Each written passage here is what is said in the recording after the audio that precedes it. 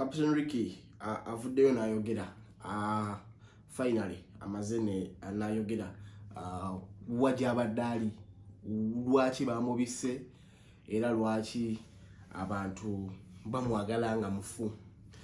Anyway, BM Focus Koli amanya bampita Boniface Nizaya webale kusubscribinga webale kulikinga webale kubatenga ensonga zetukuterayo oziraba bulungi nnyo. Anyway, asubire muri bulungi njagala kutandikira ku nsonga ya Captain Ricky because nabawako video the other day ngamba ku mawulire agali breaking agalaga nti Captain Ricky ate yali tanaba kufa. Audio eyalinkinga oba audio yafuluma yali yomu kuba family nga egamba Captain Ricky ali kalangala. Wabula today Captain Ricky avudde nyini nakola video nakola rather audio nga agamba nti teyebikangako tamanyi abamubika mubalakaki tayina nsonga lwaki abayebika kitegedde era n'agamba abamunonyeze kalangala gye twasooka okugamba ba audio gye yagamba nti Captain Ricky ali kalangala bifu tagenda kohoima yali nekifaananyi kitambuzibwa nga kiraga nti mufu takimanyi kyavaawa. So n'agamba ye ali wegayaza wano baitawo gayaza kisirinya something like that but wali era abamunoonya gye babamusanga oli agamba nti nena anoonya Captain Ricky ali wali gayaza. Anyway, n'agamba nti yeewunyize nnyo abantu olwokubanga okufa kwe abasinga kubajjeyo olwabadde amaze emyaka egisuka myaka 3 ku 5 nga tamubuuzaako naye okufa kwe oli avuddeyo n'amukubira n'akasimu amanye oba mufu oba si mufu. N'anyingira nnyo abafamile n'abagamba family muvuddeyo mu kufa kwange kitegeeza mu njagala ndi bufu. So kati Captain Ricky akonfirmings n'agamba tanaba kufaako. Anyway, byebyo era kankweka audio kana ka Captain Ricky ng'ayogera ku nsonga ezo. Anyway, yambise oba nebise, I don't know yet. These people are taking things for granted. They're taking people's lives for granted. Mugana nange sinebikako sinasiri wala kutuuka. Whichever information you've been served, mbwa ate simanyi nakubye ekifaananyi ky'omuwala nsimanyi n'empeeza kusimu, that is rubbish, that is BS. I'm not in Kalangala, I'm not in Hoima, I was not shot dead. Actually, ndi wange gayaza mu Kinyanya. Yeah, but I'm not apologizing for anything. Kubanze sinaga muntu yenna nti bankubya amasasi simanyi nga nyenda ku mukazi w'omusirikale. I'm not apologizing for what I didn't say about myself. Nze teri gwe nakubidde essimu ne mugaba naye nafudde. So just disregard any information you had. Mugana wange naye bali kunoonyaako. Obadde omuze ka olaba okufa kwange kukuleese mbwe bulijjo ndi mulamu nga tonnoonya kuŋŋamba gye bale kuŋŋamba ki ne mu kufa. Anyway, neewunyiza nnyo abantu mwana. Like members of my family bamaze emyaka 10 siwuliza. They're all interested okumanya yafudde kinte bamukubye masasi twategeera twakoze eki. Wow man, abantu bakusobera.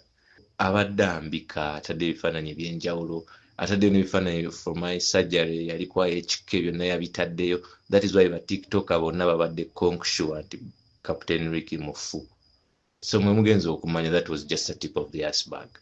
I have illnesses troubling my life, problems, mabanja and everything, all sorts of issues that trouble down a man. Death is not one of them. No, it has not come for me yet. Alright, zeze nsonga za Captain Ricky ngabo ozulide lwakuba Captain Ricky waliwo allegations eziriwo nga kigambibwa nti Captain Ricky ayina emisango jazze azza mu ngeri emu oba endala. Olunaku lwe bagamba nti Captain Ricky wangame yazuuse nti si mufu nako tekubona ngenda kwebonzi nga njagala rather ku La Bonita bayinawo omuzannyo nga njagala kumanya will he appear mu muzannyo guno omupya ogugenda okuba ate nga gubeerawo.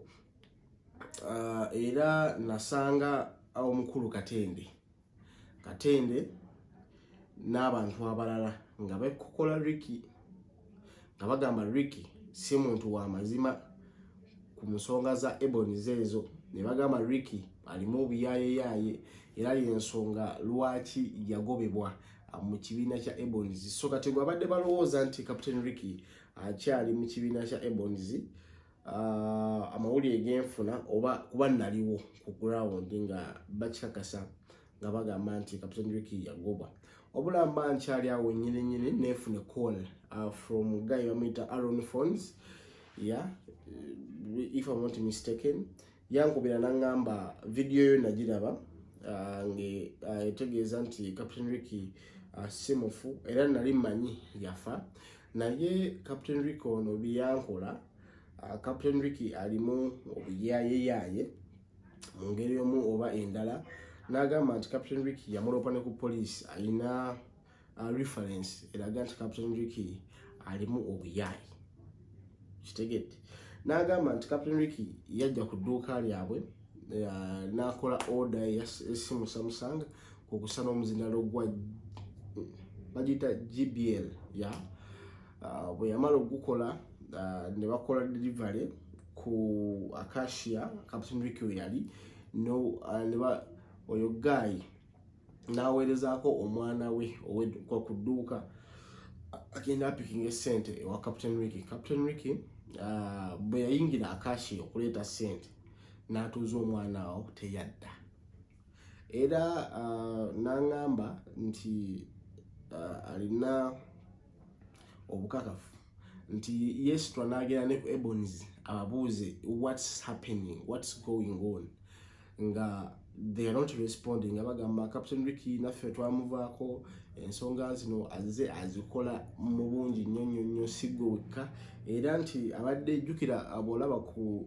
La Bonita wano bwoti balina restaurant esooka, balina another restaurant, balina ne backstage. So kati ngajja nakutuuza ku restaurant esooka ku La Bonita, then nakugamba I'm bringing money n'omuwa product gy'oba oleese mbu Captain Ricky n'ayitamu okusinziira ku audio oyo Aaron gyampadde, era audio eyo let me play it for you then owulire nti we are speaking with the facts. So audio giwulire. Captain Ricky yajja ku dduuka ewange wenkolera n'alimbalimba abaana mumpowa boda tugende bampe ssente, n'omwana n'atula ku boda nemuwa boda ne bagenda ku Acacia n'essimu S21 plus ne JBL speaker yayitamu buyisi paka nakati tumunoonya. Kati nange omusirikale yankubidde nangamba omuntu gw'onoonya yafudde, okitegeera. Nemugamba kikinga kisabe, nemugamba nti nze muntu aba yafudde musonyiye bwenti bwe nagambye omusirikale okitegeera. Kati ate ngenza okulaba sisita wange ampeereza linki eno ate ng'omwogerako nakakubire ku musajja ono ambuulire ekituufu. Owaayo omusajja ali kalangala eyo okusinziira ku mawulire ge twafunye, oba yagazanya firimu ze alina abalala beyanyagaanyaga. Ate nengenda ku Ebonies ne baŋŋamba yakabbirawo abantu abawera 100 adimira ku Ebonies awo n'abagamba kandeete ssente, n'ayita mu guli omulyango n'alinnya boda.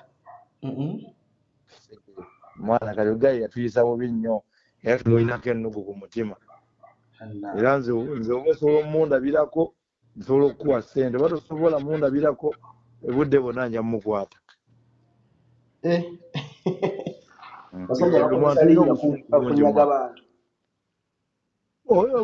Omwana ku dduuka ajja n'ebifaananyi n'agenda mu Google okitegeerayo, nze ndiwe Ebonies atugenda kuwa essente okitegeera.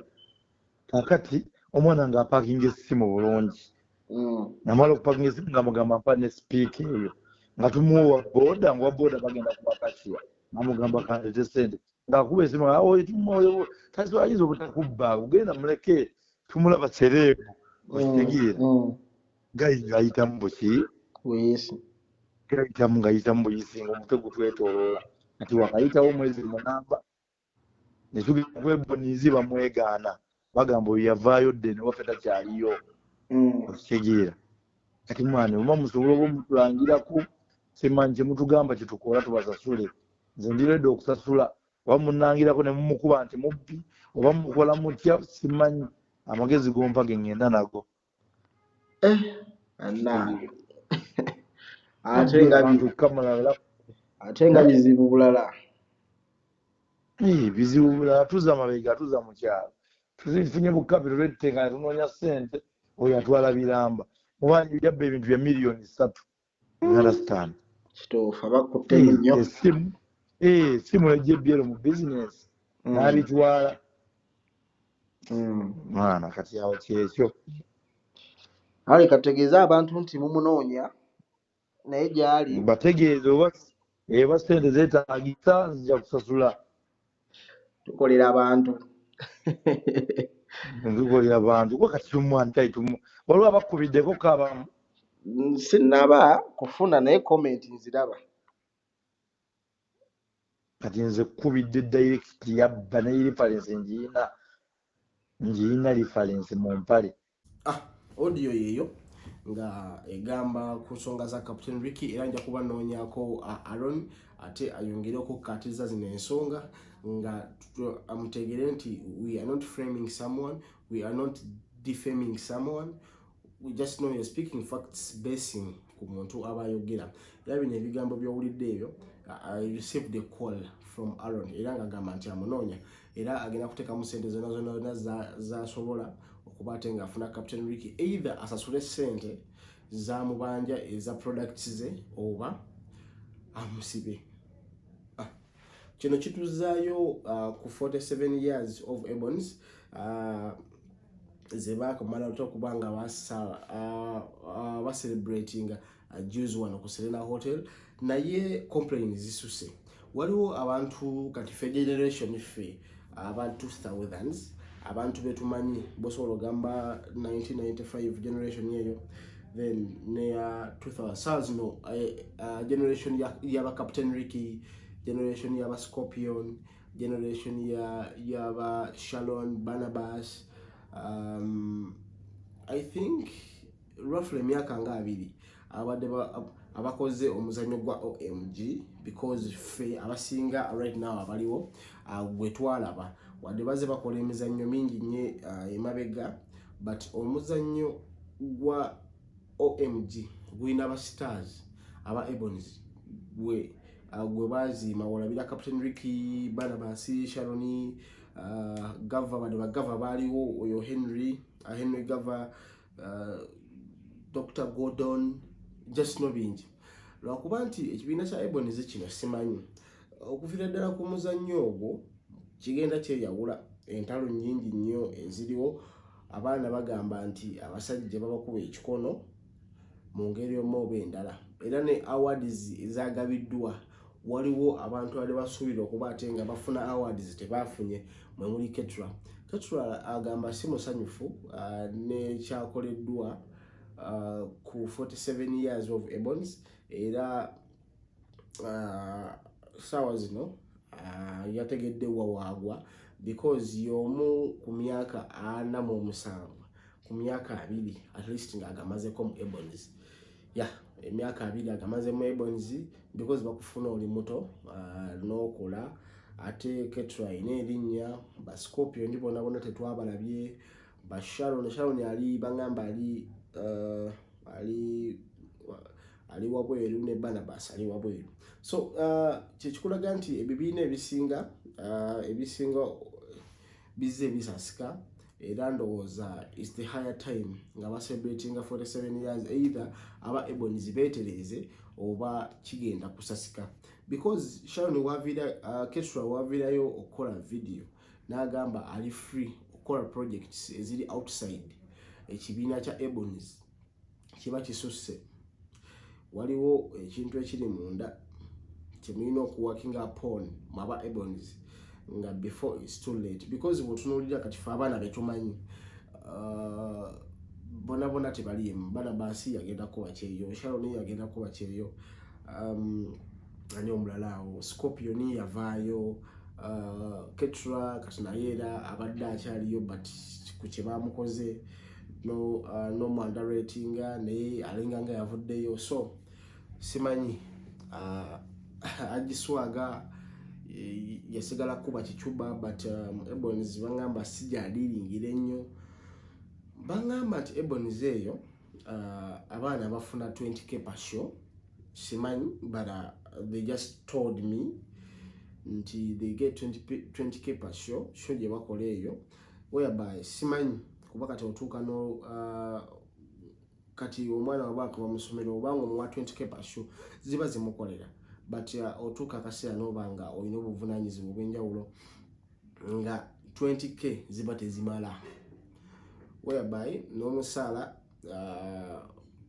gwebafuna nti omutono nnyo era that's why olaba nti decline yaabwe egenze ekamu nti luli balinanga shows e Dubai ne bagenda Qatar ne bagenda Malaysia ne bagenda but this time around shows ezo tezikyaliwo. They used to have music tantal over every Tuesday, I don't know. Share yo naye teriiwo. Botunulira shows ebakolanga mu Boxing Day mu festival season they were of hype but right now tebitambula bulungi. So simanyi what's going on ku side ya Ebonies but you know basabira mu ngeri emu oba endala but si birungi. Ngenda kuba noonyako Ketura ate asongera otubuulya zino ensonga kuba y'omwera abazanyanga ne Captain Ricky era naye agamba okufa kwe kwamukubye wala nnyo wadde amawulire tegawadde matuufu. We just know ebintu ebimu byatabuse naye nga sofa byebyo Ebonies bweteerwaneko otherwise tegenda sigaza baana bato n'omu betumanyi because kati abaana they were some of the faces abantu ze basinga okumanya kuba kati bwetunulira saa zino abantu abajja mu bivulu abadigize bamanyi Barnabas and they were doing good roles waddemu ababazimba naye at least naye betaaga appreciation mu myaka 2 Ketura gyamaze mu Ebonies agamba wadde ne kawaadi teyakafuna ate nga show yali yaba Ebonies. Anyway byebyo nja kuba noonyako abantu bano basooka otuwulira what's going on, why they did not appear. Agamba ku muzannyo ogwo ogwazannyibwa ku Serena ogwaliko Naabagereka ogwa 47 years of Ebonies baaliwo abaana naye abantu be baawa ate baali balala. So kikulaga ki nti tebitambula bulungi mu side y'aba Ebonies. So sofa byebyo byensobola okuba ate nga nkuwa highlights mu ngeri omu endala kuba kati wano just nkusunirako mu bye tugenda okuba nga tugenda into mu maaso awo era wandibadde osubscribinzi because tugenda kuba tuleta ebyakabi bingi nnyo exclusive ezakabi wano just nkusunirako bye tugenda okuba ate nga tukwatako. So byebyo era kimmanyi within this week nga tenaba kugwako ngenda kuba amafunidde Ketura if possible nga ne Ricky tumufunye naye yetotoleko lwaki ensonga zabadde bwezityo. Ndowooza Mukama bankumire amwera happy new year to you abasinga okulaba ate video zaffe nammwe eggwanga at large. So happy new year to you, Christmas mwebale giyitamu. So byebyo bampisa Boniface Mizaya Mukama bankumire mwera.